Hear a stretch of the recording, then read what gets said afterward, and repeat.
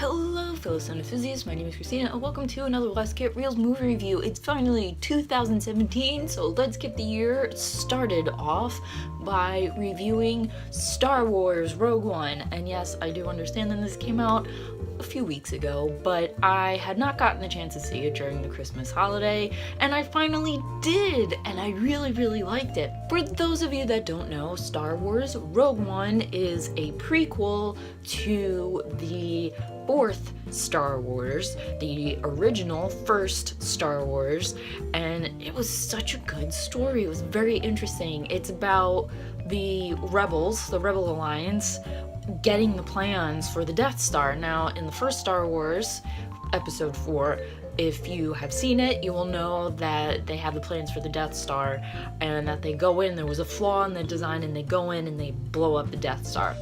But how did they come to get those plans? Well, Rogue One tells the story of how the rebels were able to get the plans to the Death Star, and then Luke, Leia, Han Solo, and C-3PO and R2-D2 and the original cast and crew from episode 4, 5, and 6 defeat Darth Vader's Death Star. And they put a dent into the Empire's plans with their blowing up this huge base of operations for all of them.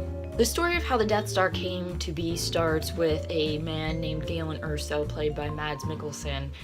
He had created the plans for the Death Star. He was a scientist or builder, so I kind of forget. But he had created it, and then he went into hiding. He didn't want to be part of the Empire anymore. Unfortunately, he was found, and he was taken, his wife was killed, and his daughter, Jyn Erso, who was later played by Felicity Jones, runs away. And she is saved by this guy who's like an extremist rebel, and then she becomes kind of a rebel in a sort of way herself. She's not really with the Rebel Alliance.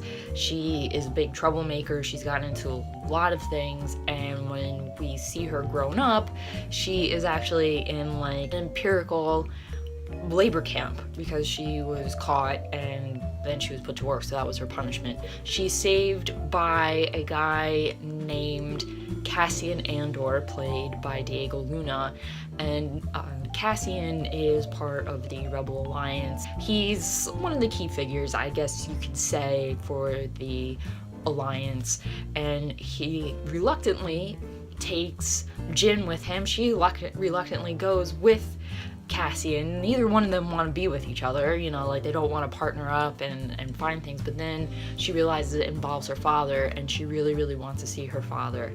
And then it's the story of that. It's the story of finding her father. It's the story of the Rebel Alliance getting the plans for the Death Star, and that's really all I'm gonna tell you because it's a really good story, and it was so well done. I really enjoyed it. I wasn't sure what to think of it. It was kind of weird because, you know, in episode 7 you have the original cast back. You have Leia, you have Han, and you have C-3PO and R2-D2 come up, and you have like a couple of familiar things that pop up here and there in episode 7, but in Rogue One, you know, this is before Luke, Leia, Han, C-3PO, R2-D2. Even though R2-D2 and C-3PO come up in Rogue One, I'm just gonna give you that little spoiler right there. You know, it was weird, like, not seeing the, like, really familiar faces of Leia, of Han, and Luke. It was odd in a way. Darth Vader does play a part in this, I'll give you that, and let me tell you, Darth Vader has one of the most amazing scenes in not just this Star Wars story, but in like movies as a bad guy in general. Like, holy crap, I was not expecting him to have this kind of a scene. Darth Vader was just like, I was actually rooting for him. I was like, oh my god, this is incredible. Unfortunately, he did kill a lot of the Rebel Alliance people, but like, holy crap, like, that was incredible. I was like so overjoyed because that scene was just shot brilliantly. His entrance into the scene was out of this world. It was so insane. It was so good. And like I'm like getting chills just thinking about it again. Like I can't wait to see Rogue One again just for that Darth Vader scene. It was so fantastic.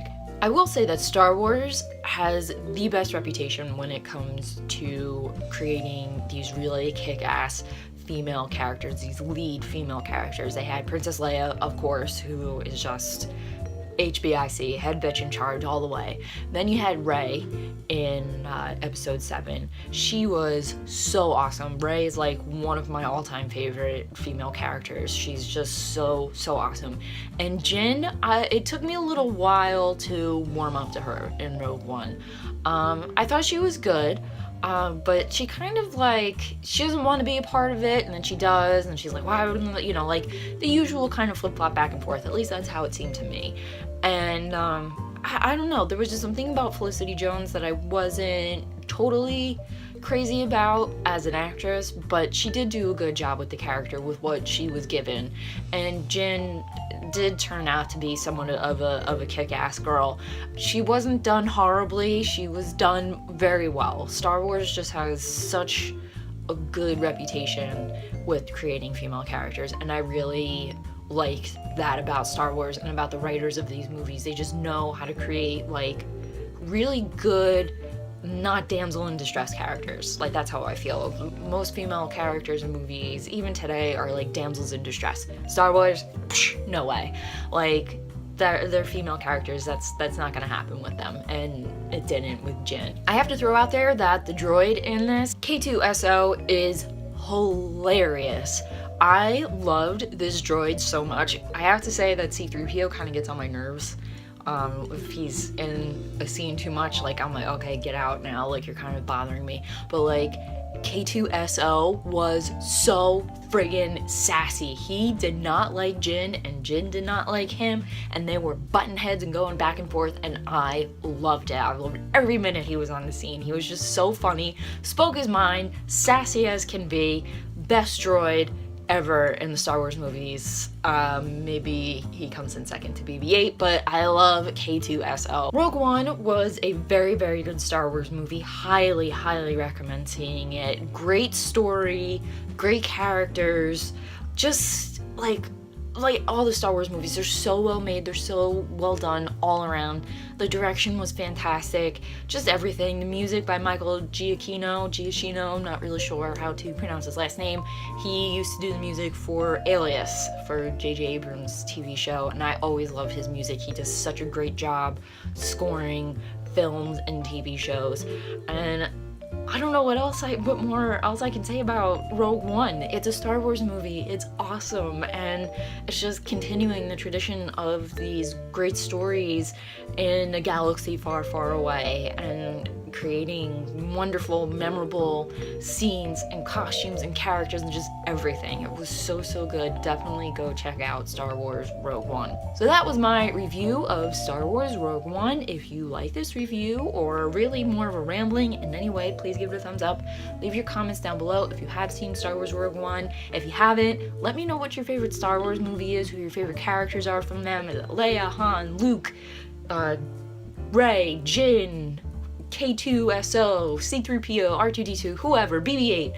Let me know down there, and we'll discuss anything you want about Star Wars. And also in the comments, if you have any suggestions of any movies that I should watch, be them old or new, leave them there, and if I pick your movie and I watch it and I review it, I will give you a shout out. And don't forget to hit that subscribe button for future Let's Get Reels movie reviews, because that is what I like to do here.